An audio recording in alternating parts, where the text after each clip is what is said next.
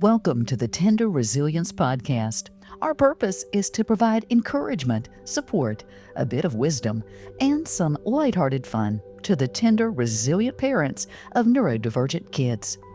If you have a child with ADHD, autism, OCD, anxiety, auditory processing issues, learning disabilities, and/or any other neurodiverse condition, this is our space to cheer each other on. This podcast isn't designed to give a medical diagnosis or psychological advice for you or your child, and it definitely doesn't come from artificial intelligence. It is rooted in hardcore experience and an authentic desire to lift up moms and dads so that you can be the awesome parent your child deserves. Yes, it's that time of year again. Time to prepare for the start of school. For parents of neurodiverse kids, a new book bag doesn't mean that you and your child still aren't carrying some emotional baggage from the previous school year. Nor do shiny new shoes guarantee that you'll be walking into a fresh situation. No matter how your child feels about the new school year, as parents, we often spend a lot of time reliving problems of the past and worrying about how we can prevent those from happening again. After all, some of the most challenging, infuriating, and heartbreaking situations that we can have as parents of a neurodiverse child often occur during their school-age years. Yet, as parents, we get up each day trying to position our kids for success. For many, getting our child out of bed is the first challenge, as some neurodiverse kids don't like going to school due to academic challenges, social issues, or both. We make sure they take their meds, try to get them to eat a somewhat healthy breakfast. We pack their picky eater lunch, make sure they've got everything in their backpack, drop them off, head to work, then worry about the kind of day they are having. Are they acting out at school, having academic success, being socially accepted, or even bullied? Anyone who tries to sugarcoat what it's like to navigate the educational experience of a neurodivergent child has never had a neurodivergent child. In future episodes, we will talk more in depth about IEPs, along with an episode that debates the benefits of public, private, and online schools. However, today, since we are preparing for the start of school, we're going to keep it simple and talk about your backpack, your emotional backpack. We all carry one, and for parents of neurodiverse kids, it can get very heavy. At the end of the last school year, you or your child probably cleaned out their physical backpack, and no matter what kind of school year it was, there was probably a lot of useless junk in that old backpack that weighed your child down. The same can be true for your emotional backpack as a parent.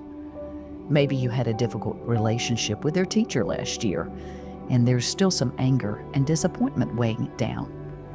If your child was socially isolated or bullied, the weight of that heartache might still be very heavy. Or maybe you're still burdened by the weight of others' comments, such as shallow and ignorant remarks from other parents. If any or all of these and more are true for you, your emotional backpack is still a hefty load, leaving you no room for all of the fresh things you need as a parent for a successful school year. So now is the time for you to empty your emotional backpack and begin to fill it with the constructive supplies needed to ensure you and your child's success.